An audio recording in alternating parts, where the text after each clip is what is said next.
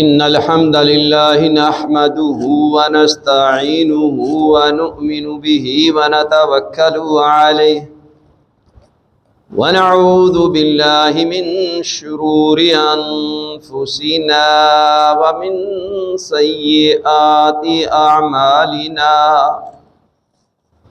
من يهده الله فلا مضل له ومن يضلل فلا هادي له وأشهد أن لا إله إلا الله وأشهد أن محمدًا عبده ورسوله يا أيها الذين آمنوا اتقوا الله حق تقاته ولا تموتن إلا وأنتم مسلمون يا أيها الناس اتقوا ربكم الذي خلقكم من نفس واحدة وخلق منها زوجها وبث منهما رجالا كثيرا ونساء واتقوا الله الذي تساءلون به والأرحام إن الله كان عليكم رقيبا يا أيها الذين آمنوا اتقوا الله وقولوا قولا سديدا يصلح لكم أعمالكم ويغفر لكم ذنوبكم ومن يطع الله ورسوله فقد فاز فوزا عظيما أما بعد فإن أصدق الحديث كتاب الله وأحسن الهدي هدي محمد صلى الله عليه وسلم وشر الأمور محدثاتها وكل محدثة بدعة وكل بدعة ضلالة وكل ضلالة في النار فأعوذ بالله السميع العليم من الشيطان الرجيم إن الله يأمركم أن تؤدوا الأمانات إلى أهلها۔ میرے بھائی اور دوستو، قرض کے بارے میں ہماری بات چیت چل رہی تھی، اور یہ اس موضوع کا آج آخری خطبہ ہے۔ آج کے اس خطبہ میں ہم یہ بات ڈسکس کرنا چاہیں گے کہ کیا قرض دار کو کہ اس کے پاس مال موجود ہے اس پر زکوٰۃ ادا کرنا ہوگی یا نہیں۔ ایک یہ موضوع ہے، اور دوسرا جو بینک کارڈز ہیں ان پہ ہم گفتگو کریں گے کہ ان کی شرعی حیثیت کیا ہے۔ تو سب سے پہلے کہ قرض کی زکوٰۃ، اہل علم نے مال کی دو قسمیں بنائی ہیں، اموال باطنہ اور اموال ظاہرہ۔ اموال باطنہ میں نقدی، سونا، چاندی اور سامان تجارت شامل ہے، اور اموال ظاہرہ میں چوپائے، غلہ، اناج، پھل وغیرہ یہ شامل ہے۔ سب سے پہلے یہ بات عرض کرنا چاہیں گے کہ کیا اموال باطنہ پر زکوٰۃ ہے یا نہیں، جو کہ مقروض کے ذمہ ہے۔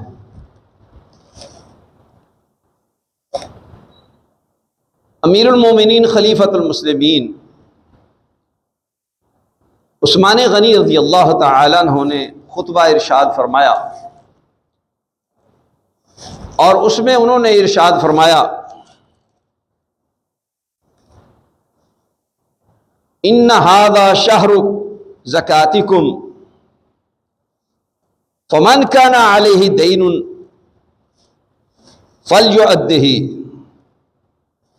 ثم لیؤدی زکاتہ ما فضل۔ یہ موطا امام مالک میں اور مصنف عبد الرزاق اور مصنف ابن ابی شیبہ میں روایت موجود ہے، اور سند اس کی صحیح ہے کہ یہ مہینہ تمہاری زکوٰۃ کا ہے۔ انہوں نے تو یہ خطبہ رمضان المبارک میں ارشاد فرمایا تو اس مہینہ کو زکوٰۃ کا مہینہ قرار دیا، چونکہ عمومی طور پر لوگ رمضان المبارک کے مہینہ میں زکوٰۃ ادا کرتے ہیں، لیکن یہ ضروری نہیں ہے، مختلف لوگوں کے حساب سے مختلف مہینے زکوٰۃ کے ہو سکتے ہیں۔ جب ان کا سال پورا ہوگا تو پھر وہ اس کی مال کی زکوٰۃ ادا کریں۔ تو انہوں نے فرمایا کہ جس شخص پر قرض ہے اسے چاہیے کہ وہ اپنا قرض ادا کرے، پھر وہ اس مال پر جو اس سے زائد ہو قرض ادا کرنے کے بعد اس پہ زکوٰۃ ادا کرے۔ اب یہ بات معلوم ہوئی ہے کہ ان کا یہ موقف تھا کہ جو مقروض آدمی ہے وہ قرض کو منہا کر کے نکال کر کے بقیہ جو رقم اس کے پاس موجود ہے اگر وہ نصاب کو پہنچتی ہے تو اس پر زکوٰۃ ہے، اس پر وہ زکوٰۃ ادا کرے۔ اس کو ہم یوں سمجھ سکتے ہیں کہ ایک شخص کے پاس 3 لاکھ روپے ہیں یا 3 لاکھ روپے کا مال ہے، 2 لاکھ روپے اس پر قرض ہے، تو وہ 3 لاکھ میں سے 2 لاکھ روپیہ نکال دے گا اور 1 لاکھ روپے پر وہ زکوٰۃ ادا کرے۔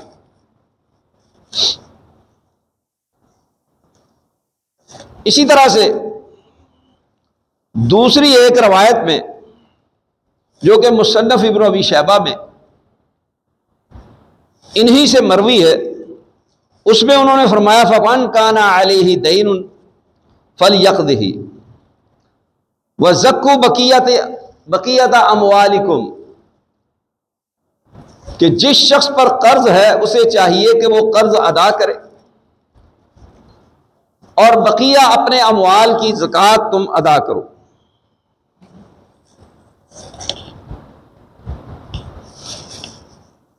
اس روایت سے بھی یہ بات واضح ہوئی کہ انہوں نے مزید وضاحت کے ساتھ یہ بات بیان کر دی کہ قرض نکال کر کے بقیہ رقم پر، بقیہ مال پر زکوٰۃ ادا کرنی۔ امام ابن عبد البر جنہوں نے موطا کی شرح لکھی ہے التمہید کے نام سے، اس میں وہ فرماتے ہیں اس سے مقروض پر زکوٰۃ ثابت نہیں ہوتی، کہ مقروض جو ہے جو مال اس کے پاس بطور قرض موجود ہے اس پر وہ زکوٰۃ ادا نہیں کرے۔ امام ابن قدامہ نے المغنی میں یہ بات تفصیل کے ساتھ ذکر کرنے کے بعد وہ فرماتے ہیں چونکہ امیر المومنین نے خطبہ جمعہ میں یہ بات کہی اور کثیر تعداد صحابہ کرام رضوان اللہ علیہم اجمعین کی موجود تھی، تو جب ان کے سامنے یہ مسئلہ انہوں نے اس طریقے سے بیان کیا تو کسی نے ان سے نہ اختلاف کیا اور نہ ہی اس کا انکار کیا۔ تو معلوم ہوا کہ یہ صحابہ کرام رضوان اللہ علیہم اجمعین بالاتفاق یہی بات سمجھتے تھے کہ قرض کے مال پر زکوٰۃ نہیں ہے، چونکہ زکوٰۃ کا بنیادی مقصد ہی یہ ہے کہ اغنیاء سے، مالدار لوگوں سے وصول کی جائے اور فقراء اور غرباء اور مساکین اور ضرورت مندوں پر اسے تقسیم کیا جائے، جیسا کہ رسول اللہ صلی اللہ علیہ وآلہ وسلم نے معاذ بن جبل رضی اللہ تعالی عنہ کو یہ حکم دیا تھا کہ آپ نے ان لوگوں سے زکوٰۃ وصول کرنی ہے اور ان کو یہ بتانا ہے کہ یہ زکوٰۃ تمہارے اغنیاء سے وصول کی جائے گی اور تمہارے فقراء پر تقسیم کی جائے گی۔ تو اس اعتبار سے مقصود یہ ہے کہ اغنیاء سے مال وصول کیا جائے، جو صاحب مال ہیں، تبنگر ہیں، لیکن جو شخص پہلے ہی غریب ہے، فقیر ہے، مسکین ہے، تو اس سے زکوٰۃ وصول کرنا کوئی معنی نہیں رکھتا۔ تو اس بات کو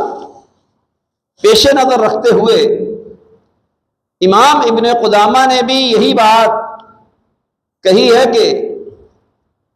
قرض کے مال پر یا مقروض پر زکوٰۃ نہیں ہے۔ دوسری صورت یہ ہے کہ اگر کسی شخص کے پاس 1,00,000 روپیہ موجود ہے، 1,00,000 اس پہ قرض ہے، اب چونکہ جو اس پر قرض ہے وہی اس کے پاس موجود ہے تو اس پر بھی زکوٰۃ نہیں ہے، بلکہ وہ تو ہو سکتا ہے کہ زکوٰۃ کا مستحق بھی ہو اور اسے زکوٰۃ دی جائے۔ باقی اموال ظاہرہ، چوپائے، اناج، غلہ، پھل، میوے وغیرہ، کہتے ہیں کہ اس پر زکوٰۃ کے متعلق 2 موقف پائے جاتے ہیں۔ ایک موقف یہ ہے کہ اس پہ زکوٰۃ وصول کی جائے، اس کا سبب اور علت انہوں نے یہ بیان کیا کہ اموال ظاہرہ پر زکوٰۃ لینے کے لیے، وصول کرنے کے لیے حکومت کے مقرر کردہ نمائندہ جاتے ہیں اور وہ دیکھتے ہیں، جائزہ لیتے ہیں کہ اس کے پاس بھی بہت زیادہ جانور موجود ہیں، اناج غلہ موجود ہے، پھل میوے موجود ہیں، جبکہ اموال باطنہ کے متعلق ایسا سلسلہ نہیں ہے، نہ ہی ان کے پاس کوئی زکوٰۃ وصول کرنے کے لیے جاتا ہے۔ وہ چونکہ یہ چیز دیکھتے ہیں اس لیے اس پر زکوٰۃ ادا کرنی چاہیے۔ ایک موقف یہ ہے۔ دوسرا موقف کہ اس پر بھی زکوٰۃ نہیں ہے،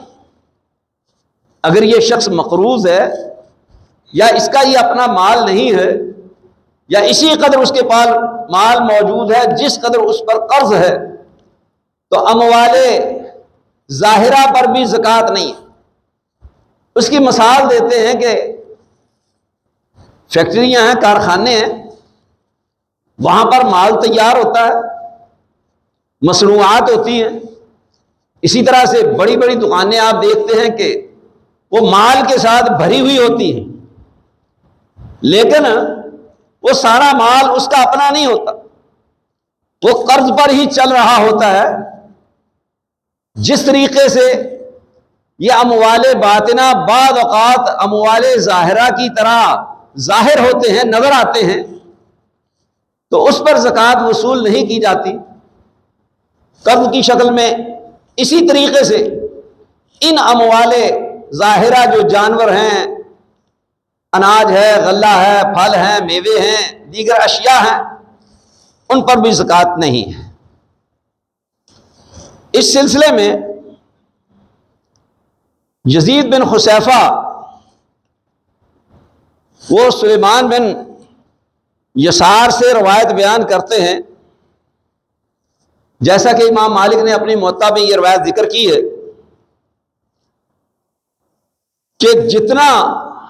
مال اس پر پاس موجود ہے اتنا ہی اس پر قرض ہے۔ تو ان سے یہ بات پوچھی گئی، علیہ زکوٰۃ، کیا ایسے شخص پر زکوٰۃ ہے؟ تو انہوں نے فرمایا لا، نہیں، اس پہ زکوٰۃ نہیں ہے۔ پھر دوسرا قول امام طاؤس کا جو کہ تابعی ہیں، صحابہ کے شاگرد ہیں، وہ فرماتے ہیں اذا کان علیک دین فلا تزکیہ، جب تجھ پر قرض ہو تو پھر تو اس کی زکوٰۃ ادا نہ کر۔ یہ روایت مصنف ابن ابی شیبہ میں موجود ہے۔ امام عطا بن ابی رباح جو کہ مکہ کے مفتی ہیں، محدث ہیں، مفسر ہیں، فقیہ ہیں، 200 صحابہ کرام رضوان اللہ علیہم اجمعین سے ان کی ملاقات ثابت ہے۔ یہاں ایک لطیفہ یاد آیا، ماسٹر محمد امین اکاڑوی صاحب جب ان کے سامنے یہ روایت پیش کی گئی کہ امام عطا بن ابی رباح یہ تابعی ہیں، مکہ کے مفتی ہیں، 200 صحابہ سے ان کی ملاقات ہے، یہ روایت بیان کرتے ہیں کہ جب امام سورہ فاتحہ پڑھتے ہوئے آخر میں والضالین کہتا تو لوگ بآواز بلند آمین کہتے، یہاں تک کہ مسجد بیت اللہ گونج جاتی، اس میں آواز پیدا ہوتی، گونج پیدا ہو جاتی۔ چونکہ یہ روایت ان کے مذہب حنفی کے خلاف تھی، باقاعدہ لکھتے ہیں یہ بات اپنے رسالہ میں، مسئلہ آمین بالجہر میں، کہتے ہیں کہ یہ بات سرے سے جھوٹ ہے۔ عطا بن ابی رباح کی 200 صحابہ سے ملاقات ثابت نہیں ہے۔ اتنی دیدہ دلیری اور نماز جنازہ میں سورہ فاتحہ پڑھنے کے متعلق امام عطا بن ابی رباح کی بات ان کے مذہب کے مطابق ہے، تو اس میں لکھتے ہیں کہ یہ مکہ کے مفتی ہیں، 200 صحابہ سے ان کی ملاقات ثابت ہے۔ انا للہ و انا الیہ راجعون۔ اور یہ دونوں رسالے پہلی جلد میں ہی شامل ہیں، رسالے صفدر کے نام سے۔ تو یہ امام عطا بن ابی رباح ان کے متعلق امام ابو حنیفہ فرماتے ہیں ما رأیت افضل من عطا، کہ میں نے عطا بن ابی رباح سے افضل آدمی کوئی نہیں دیکھا، یعنی وہ خود اس بات کے معترف ہیں کہ انہوں نے کسی صحابی کو نہیں دیکھا، کسی صحابی سے ان کی ملاقات ثابت نہیں ہے۔ اگر کسی صحابی کو دیکھا ہوتا، ملاقات ثابت ہوتی، تو کبھی ایسی بات نہ کہتے۔ تو یہ امام عطا بن ابی رباح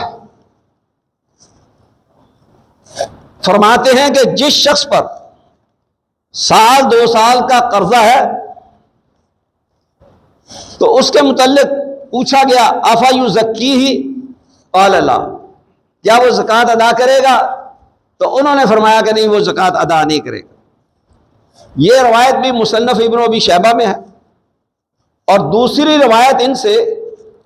ان کے شاگرد امام ابن جریج بیان کرتے ہیں مصنف عبد الرزاق میں کہ میں نے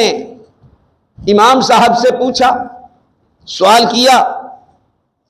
حرص لرجل دینہ اکثر من مالہ، کہ ایک آدمی اس کے پاس کھیتی یعنی اناج غلہ موجود ہے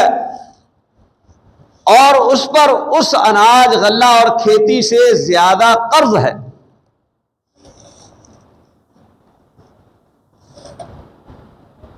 یحصد، جب وہ کھیتی کاٹتا ہے، ایؤدی حقہ یوم یحصد، کیا وہ جس دن کھیتی کاٹے گا اس دن اس کی زکوٰۃ عشر ادا کرے گا؟ قال ما ارى على رجل دینہ اکثر من مالہ، کہتے میرے نزدیک یہ بات کہ جس شخص پر اس کے مال سے زیادہ اس پر قرض ہے اس پر زکوٰۃ نہیں ہے، من صدقۃ فی معاشیۃ ولا اصل ولا ان یؤدی حقہ یوم حصادہ، کہ اس پر کسی قسم کا کوئی صدقہ، کوئی زکوٰۃ اس کے مال پر، اصل پر نہیں ہے، اور نہ ہی وہ جس دن اپنی فصل کاٹے گا اس فصل پر کوئی عشر ادا کرے گا، زکوٰۃ ادا کرے گا۔ تو یہ اموال ظاہرہ کے متعلق بھی تابعین کے فتاوی جات موجود ہیں۔ اسی طرح سے امام حسن بصری مشہور امام ہیں، تابعی ہیں، صحابہ کے شاگرد ہیں، ان کا بھی قول مصنف ابن ابی شیبہ میں موجود ہے کہ وہ فرماتے ہیں کہ زکوٰۃ کا وقت معلوم ہے، جب وہ آ جائے تو وہ اپنے حاضر اور غائب مال کا حساب کرے، یعنی جو اس کے پاس موجود ہے مال اور جو اس کے پاس موجود نہیں ہے لیکن وہ اس کا مالک ہے، اس سب کا حساب کرے اور ان سب کی زکوٰۃ ادا کرے، جو کچھ اس کے پاس موجود ہے یا موجود نہیں ہے سب کا حساب کرے، اس کی زکوٰۃ ادا کرے، سوائے اس قرض کے جو اس کے ذمہ ہے، یعنی جو اس کے ذمہ قرض ہے اس کی وہ زکوٰۃ ادا نہیں کرے گا، اس کو اس میں سے منہا کر دے گا، خارج کر دے گا۔ امام سفیان ثوری رحمہ اللہ، ان کا بھی یہی موقف ہے، وہ بھی فرماتے ہیں کہ جب تیری کھجوریں اور تیری زراعت، جو کچھ تجھے زمین سے اناج غلہ حاصل ہوتا ہے وہ تیرے سامنے آئے، انظر ما علیک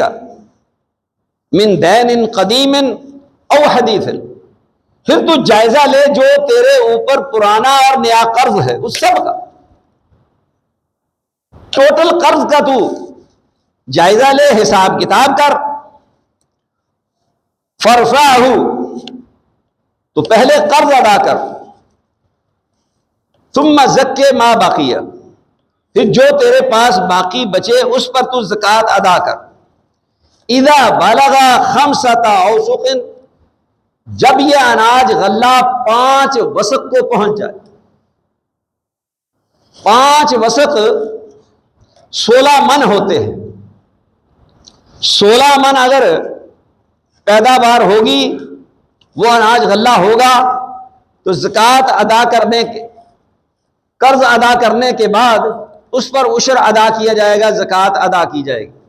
اگر وہ اس سے کم ہوگا 16 من سے تو پھر اس پر بھی عشر نہیں ہوگا، زکوٰۃ ادا نہیں کی جائے گی۔ یہ نصاب مقرر کیا نبی صلی اللہ علیہ وآلہ وسلم نے 5 وسق، جس کا وزن 16 من ہوتا ہے۔ تو لہذا یہ ائمہ محدثین، تابعین اور اکثر اہل علم کا موقف ہے کہ تمام قسم کے اموال، وہ باطنہ ہوں یا ظاہرہ ہوں، ان پر زکوٰۃ اسی وقت فرض ہوگی جب وہ قرض ادا کر دیا جائے گا، منہا ادا کر دیا جائے گا۔ اگر ایسی صورت نہیں ہے کہ اس کا مال نصاب کو پہنچ سکے ادا کرنے کے بعد، تو پھر اس پر بھی زکوٰۃ نہیں ہے۔ یہی موقف امام ابراہیم نخعی کا امام ابن ابی شیبہ نے اپنی مصنف میں ذکر کیا ہے، اور انہوں نے بھی یہی بات امام سفیان ثوری کی طرح ہی فرمائی ہے۔ امام فضیل کا بھی یہی قول ہے، وہ فرماتے ہیں ما تزکی مال الناس علیک، جو تجھ پر لوگوں کا قرض ہے اس پر تو نے زکوٰۃ ادا نہیں کرنی۔ یہ قول بھی مصنف ابن ابی شیبہ میں موجود ہے۔ امام ابو عبید نے کتاب الاموال لکھی ہے، اس میں انہوں نے زکوٰۃ، خراج، عشر، اس سے متعلقہ تمام امور اور معاملات پر سیر حاصل بحث بھی کی ہے، اور اقوال بھی ذکر کیے ہیں، احادیث بھی ذکر کی ہیں۔ وہ اپنی اس کتاب میں فرماتے ہیں کہ بھئی مال اغنیاء سے لے کر کے وصول کر کے زکوٰۃ وہ غرباء اور فقراء میں تقسیم کی جاتی ہے. تو لہذا جب کوئی شخص مقروض ہے اور اس کے پاس زکوٰۃ ادا کرنے کا تو معاملہ بہت دور کی بات ہے کہ وہ بذات خود اس پوزیشن میں ہے کہ وہ زکوٰۃ وصول کرے، تو لہذا ایسے شخص کو زکوٰۃ دینی چاہیے، نہ کہ قرض والے مال پر اس سے زکوٰۃ وصول کی جائے. اسی طرح سے عبداللہ بن عمر رضی اللہ تعالی عنہ کبھی یہی موقف ہے کہ جو شخص مقروض ہو اس پر زکوٰۃ نہیں ہے، لیکن جو قرض خواہ ہے اس پر اس کی زکوٰۃ ہے. ان کا قول اس سلسلہ میں بہت عمدہ اور شاندار ہے اور ان کا عمل بہت زبردست ہے. ذرا اندازہ کیجئے کہ یہ ہمارے بزرگ اسلاف نبی صلی اللہ علیہ وآلہ وسلم کے تربیت یافتہ، ان کی سوچ اور فکر کس قدر اعلیٰ ہے. امام ابن حزم نے المحلہ میں ان کا عمل ذکر کیا ہے کہ انہ ولی مال یتیم فکان یستسلف منہ یرا انہ ذالک احرز لہ ویؤدی زکاتہ من مال یتیم، کہ جب یہ کسی یتیم کے مال کے نگران ہوتے، ذمہ دار ٹھہرائے جاتے، تو وہ یتیم کا مال بطور قرض لے لیتے، یعنی اپنے پاس بطور امانت نہیں رکھتے تھے، بطور قرض لے لیتے، اس اعتبار سے کہ وہ اس کی حفاظت زیادہ کر سکیں گے، اس کی حفاظت بھی ہوتی رہے گی اور مال بھی محفوظ رہے گا. لیکن وہ یتیم کے اس مال میں سے زکوٰۃ ادا کرتے تھے. اور بعض تو ہمارے اسلاف یتیموں کا مال کاروبار میں لگا دیتے تھے تاکہ ہر سال زکوٰۃ ادا کرنے سے ان کے مال میں کمی نہ ہو جائے، بلکہ ان کو نفع حاصل ہو، ان کا مال بڑھتا رہے، اس سے ان کو فوائد حاصل ہوتے رہیں. تو اس طریقے سے بھی ہمارے اسلاف وہ یتیموں کے مال کی حفاظت کرتے تھے. لیکن آج سب سے زیادہ یتیموں کا مال ہی ہڑپ کرنے کی کوشش کی جاتی ہے. اللہ تبارک و تعالی ہمارے حال پر رحم فرمائے اور اس امت مسلمہ کو ہدایت نصیب فرمائے کہ یہ اپنی اصلاح کرے. اب رہا مسئلہ کہ جس مال کی واپسی کا آدمی کو یقین ہی نہیں ہے، آپ نے مال دیا ہے قرض، اگر تو کسی ایسے آدمی کے پاس وہ مال موجود ہے کہ جس سے یقینی طور پر آپ کو وہ مال واپس مل جائے گا، یا جب بھی آپ تقاضا کریں گے تو مقروض آدمی آپ کو فوراً آپ کی رقم ادا کر دے گا، مال دے دے گا، واپس کر دے گا. تو اس کے متعلق عبداللہ بن عمر رضی اللہ تعالیٰ عنہ، عبداللہ بن عباس رضی اللہ تعالیٰ عنہ کا قول ہے کہ ایسے مال پر آپ نے زکوٰۃ ادا کرنی، چونکہ یہ آپ نے نیکی کرتے ہوئے اللہ تبارک و تعالیٰ کی رضا کی خاطر قرض دیا ہے، تو لہذا جتنا عرصہ اس کے پاس یہ قرض رہے گا آپ اس کی زکوٰۃ ادا کریں گے. لیکن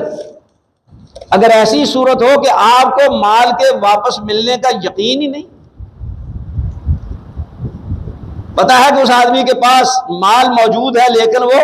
ٹال مٹول سے کام لیتا ہے، جان بوجھ کر کے آپ کا قرض ادا نہیں کرتا، یا آپ کو محسوس ہوتا ہے کہ اب میرا یہ پیسہ، میرا مال یہ ضائع ہو گیا، مجھے واپس نہیں ملے گا، تو پھر آپ اس مال پر زکوٰۃ ادا نہیں کریں گے. امام مالک نے اس مسئلہ کو اپنی موطا میں ذکر کیا ہے. وہ فرماتے ہیں کہ جب اس کو یہ مال وصول ہو جائے، مثلا 2 سال 4 سال 5 سال 10 سال 20 سال، بعض اہل علم کا موقف ہے کہ وہ پچھلے سالوں کی زکوٰۃ ادا کرے گا، لیکن امام مالک نے اور دیگر ائمہ کا یہ قول بالکل صحیح اور اس کو ترجیح حاصل ہے، اور یہ عقل اور نقل کے اور شریعت کے اصول و ضوابط کے عین مطابق ہے کہ جب اس کو یہ مال وصول ہوا ہے وہ اسی 1 سال کی ہی زکوٰۃ ادا کرے، بقیہ جو گزرے ہوئے سال ہیں ان کی زکوٰۃ وہ ادا نہیں کرے گا۔ تو اس اعتبار سے یہ بات پیش نظر رہنی چاہیے کہ جیسا کہ ہمارے معاشرہ میں لوگ مال دیتے ہیں اور وہ آگے مال لیتے رہتے ہیں، جو ان کے پاس مال موجود ہے وہ بہت بڑی رقم ہو جاتی ہے، اس کو تھوڑا تھوڑا کر کے ادا کرتے ہیں، اور کاروبار کرنے والے لوگ بھی یہ سمجھتے ہیں کہ چلو بھی یہ کریڈٹ پہ مال دیا ہوا ہے، اس سے کاروبار چلتا رہے گا، اس کو پابند کر لیتے ہیں کہ جی اب آپ نے ہمارا ہی مال بیچنا ہے، کسی اور کا مال نہیں بیچنا، ہم سے ہی یہ مال خریدنا ہے، ہماری پروڈکٹ ہی آپ بیچنے کے خریدنے کے پابند ہیں۔ تو یہ گزشتہ خطبہ جمعہ میں ہم عرض کر چکے ہیں کہ یہ شرط لگانا حرام ہے، ممنوع ہے، ایسا نہیں ہو سکتا، ایسا کرنا ہی غلط ہے بنیادی طور پر۔ تو یہ معاشرے میں جو خرابیاں پیدا ہو رہی ہیں یہ خلاف شرع جو اصول و ضوابط اپنائے گئے ہیں، شرائط ایک دوسرے پہ عائد کی جاتی ہیں اور قبول کی جاتی ہیں، اس کی وجہ سے یہ معاشرے میں خرابیاں پیدا ہوتی ہیں۔ اب ایک شخص ہے وہ تو کاروبار ہی لوگوں کے مال سے کر رہا ہے، اس کی ایک دمڑی بھی نہیں ہے، سب لوگوں سے اس نے مال لیا ہوا ہے کریڈٹ پہ اور لے کر کے وہ بزنس کر رہا ہے، بزنس کا بڑا سیٹ ہے، اور جو دینے والا ہے قرض خواہ ہے اس کو وہ واپس بھی نہیں کر رہا، اس کی رقم خراب کر رہا ہے، تھوڑی تھوڑی کر کے اسے ادا کر رہا ہے۔ اب نہ اس مال کی یہ زکوٰۃ ادا کرے گا کہ یہ کہتا ہے جی میں تو اپنے مال سے کاروبار ہی نہیں کرتا، یہ تو لوگوں کا مال میرے پاس پڑا ہوا ہے، یہ اس کی بدنیتی ہے۔ اور جس نے یہ مال قرض پر دیا ہوا ہے اس کی نیت یہ ہے کہ بھی یہ مال اس طریقے سے مارکیٹ میں پھیلا کر کے ان لوگوں کو قابو کر لیا جائے اور اس طریقے سے بزنس کیا جائے، اور پھر وہ عذر پیش کرتا ہے جی اس کے ملنے کے تو کوئی چانسز ہی نہیں ہے، یہ تو سمجھیں کہ رقم ڈوبی ہوئی ہے۔ اب آپ بتائیں کہ یہ دونوں بدنیت ہونے کی وجہ سے یہ اپنے مال کو بڑھائیں گے، اس میں خیر و برکت ہوگی؟ دونوں کی نیت یہ ہے کہ بھئی اس کا مقصد یہ ہے کہ اس بہانے سے میں نے زکوٰۃ نہیں دینی کہ میں مقروض ہوں، اس کی نیت یہ ہے کہ میں نے تو دے دیا بھی مجھے یہ ملنے کے چانسز ہی نہیں ہے، حالانکہ اس کو اس کی زکوٰۃ ادا کرنی چاہیے، اس لیے کہ اس نے یہ کیا کیا، مال یہ انویسٹمنٹ ہے اس کی، یہ صرف کریڈٹ نہیں ہے، یہ کیا ہے، یہ انویسٹمنٹ ہے، اس کے ذریعے سے یہ بزنس کر رہا ہے، مال کما رہا ہے، اس لیے ایسے مال پر، ایسے پیسے پر، ایسی رقم پر اسے زکوٰۃ ادا کرنی چاہیے۔ بعد کا یہ موقف ہے کہ دونوں ہی زکوٰۃ ادا کریں، تو ایک مال پر 2 مرتبہ زکوٰۃ ادا نہیں ہوتی، یہ اصول قاعدہ اور ضابطہ اور یہ مسلم بات ہے۔ تو ایک ہی مرتبہ ایک مال پر سال میں زکوٰۃ ادا کی جائے گی، لہذا یہ بات بھی غلط ہے کہ جس کا مال ہے قرض خواہ وہ بھی زکوٰۃ ادا کرے، اور جو مقروض ہے مال جو ہے وہ دبا کے بیٹھا ہوا وہ بھی قرض ادا کرے، اس نے کیا زکوٰۃ ادا کرنی ہے؟ جو مال دبا کے بیٹھا ہوا ہے یہ تو بدنیت آدمی ہے۔ یہ اگر صاف نیت ہو تو لوگوں کے ساتھ ایسے رویے اختیار نہ کرے، خلوص نیت کی بنیاد پر اللہ سے ڈر کر کے حلال کمانے کے لیے، حلال ادا کرنے کے لیے ان کا مال ان تک پہنچائے، ان کا حق ان کو ادا کرے۔ اب آئیے ہم ذرا اس پہ بات کرنا چاہتے ہیں کہ جو بینک کارڈز ہیں اس کی 3 شکلیں ہیں۔ ایک ڈیبٹ کارڈ کہ آپ کا اکاؤنٹ ہے بینک میں، اس پر آپ نے کارڈ بنوایا ہوا ہے، وہ صرف آپ رقم نکلوانے کے لیے، پیمنٹ کے لیے اس کو استعمال کرتے ہیں۔ بنیادی شرط یہ ہے کہ جتنے بھی یہ سودی بینک ہیں، ان سودی بینکوں میں ایسے شخص کا پیسہ وہ کرنٹ اکاؤنٹ میں ہونا چاہیے، اور سیونگ میں وہ زکوٰۃ وہ سود وصول نہ کرتا ہو۔ پہلے تو یہ بات سمجھنے کے لائق ہے، سود کے متعلق یہ بات کنفرم ہے، کوئی 2 رائے نہیں ہے، یہ قطعی حرام ہے، اس کی تفصیلات گزشتہ خطبہ میں ہم نے عرض کر دی۔ اور صرف اپنی رقم کو اپنے لیے استعمال کرتا ہے، ڈیبٹ کارڈ یہ لینا یہ رکھنا اس کو استعمال کرنا جائز ہے، درست۔ دوسرا کارڈ چارج کارڈ ہے۔ آپ کا اکاؤنٹ اس بینک میں موجود ہو یا نہ ہو، یہ چارج کارڈ آپ کو ملتا ہے، 1 مہینہ تک آپ سے زائد وصول نہیں کیا جاتا، لیکن آپ جہاں کہیں بھی دکان پر، کسی فیکٹری میں، کسی کارخانے میں، کسی ہوٹل پر پیمنٹ کریں گے، کھانا کھایا ہے، مال خریدا ہے، بینک اس کاروباری سے، تاجر سے ایک مخصوص شرح کے مطابق کٹوتی کرتی ہے، پیمنٹ فوراً کی جاتی ہے، اس کارڈ پر آپ کے سائن ہوتے ہیں، اور یوں ہی آپ نے وہ کارڈ دیا، وہ رقم جو ہے کچھ دیر بعد بینک کی طرف سے اس شخص کو پہنچ جائے گی، اس کے کھاتے میں، اس کے اکاؤنٹ میں، لیکن بینک اس پر جو ہے کچھ فیصد چارجز وصول کرتا ہے، یہ سود ہے۔ تو یہ چارج کارڈ لے کر کے خرید و فروخت کرنا اور یہ معاملات کرنا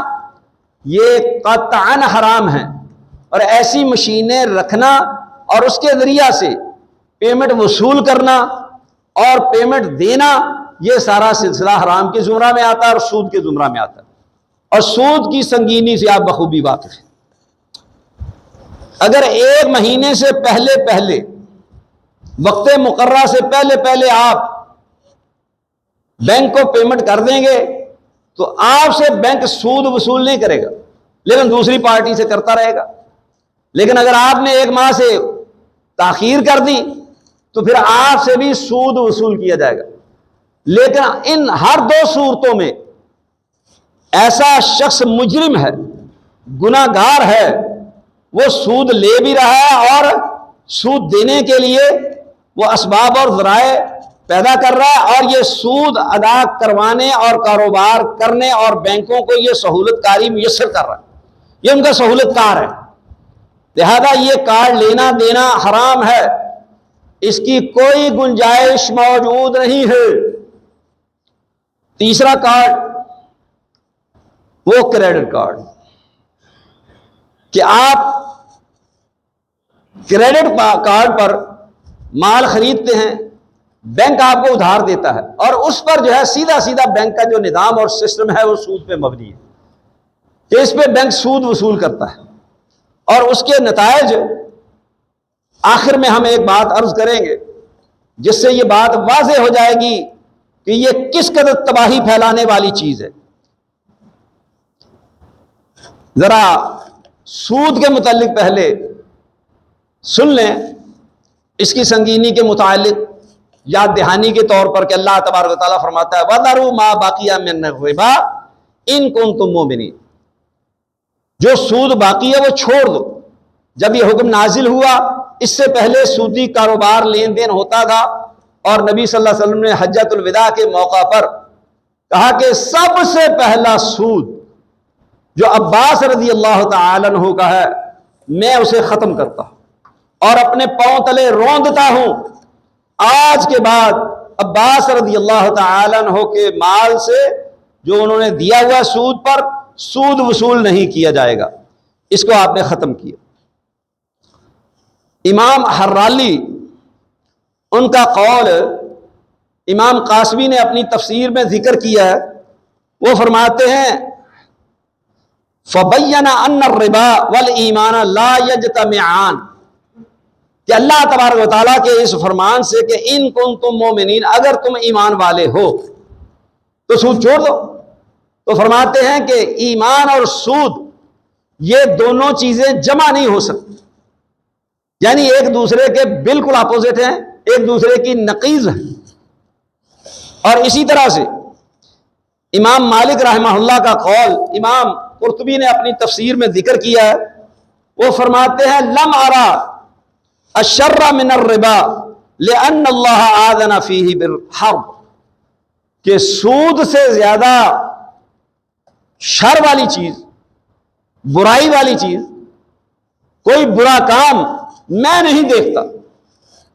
اس لیے کہ اللہ تبارک و تعالیٰ نے سود کے لین دین کرنے والوں کے متعلق اعلان جنگ کیا ہے، تو یہ اتنی خطرناک اور خوفناک چیز ہے، تو اس سے مسلمانوں کو بچنا چاہیے اور اجتناب کرنا چاہیے۔ اب آئیے ذرا یہ کریڈٹ کارڈ کے حوالے سے ایک واقعہ۔ ایڈ مچل ایک بہت بڑا صحافی تھا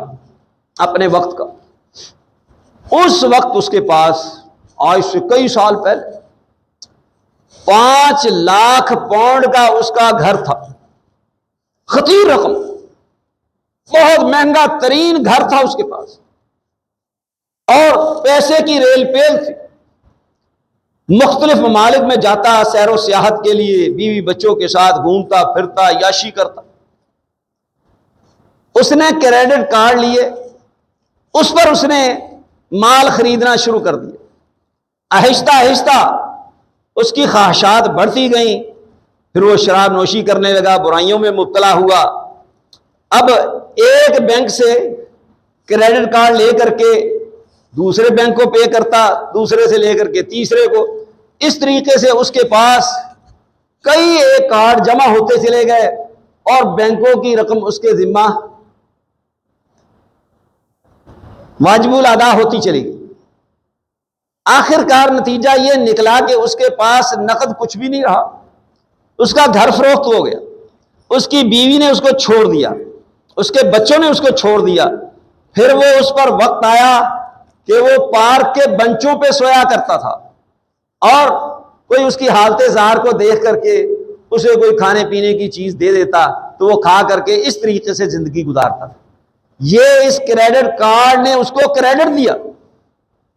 یہ اس کو تحفہ ملا اس کے عوض میں۔ اور نبی صلی اللہ علیہ وآلہ وسلم کا تو واضح فرمان سنو، ابن ماجہ میں موجود ہے کہ آپ علیہ الصلوۃ والسلام نے فرمایا، سود کے ذریعہ سے اگرچہ بظاہر مال بڑھتا ہوا نظر آئے لیکن حقیقت میں یہ کم ہی ہوتا ہے، اور یہ اللہ تبارک و تعالیٰ کا بھی فرمان ہے کہ یمحق اللہ الربا ویربی الصدقات، کہ اللہ تبارک و تعالیٰ سود کو مٹاتا ہے اور صدقہ و خیرات کیے ہوئے مال کو بڑھاتا ہے۔ اور اس کی صورتیں، اس کی شکلیں، یہ سارے معاملات لوگوں کے سامنے ہیں کہ جن لوگوں نے بھی سود پہ کام کیا ان کا کام برباد ہو گیا، وہ ذلیل و رسوا ہو گئے، ہر اعتبار سے تباہ و برباد ہو گئے، ان کا کچھ باقی نہ رہا۔ اس کی ایک مثال ہمارے ملک پاکستان میں کہ آپ نے دیکھا سنا، آپ کے علم میں یہ بات کہ قرآن مجید خریدنے کے لیے سب سے عمدہ ترین طباعت، کاغذ، پرنٹنگ، کتابت، ساری چیزیں،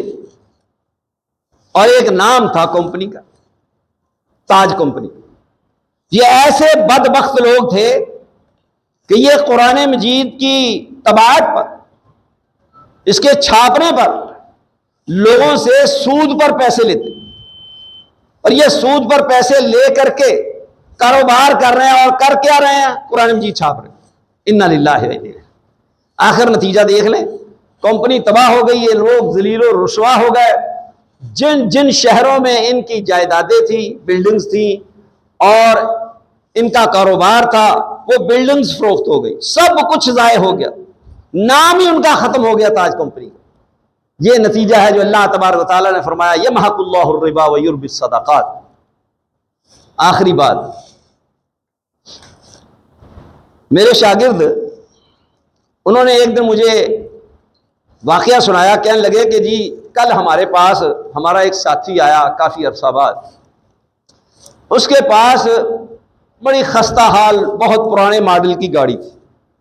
ہم سب نے اسے کہا کہ تو نئی گاڑی لے، یہ کیا پرانی تو نے گاڑی رکھی ہوئی ہے۔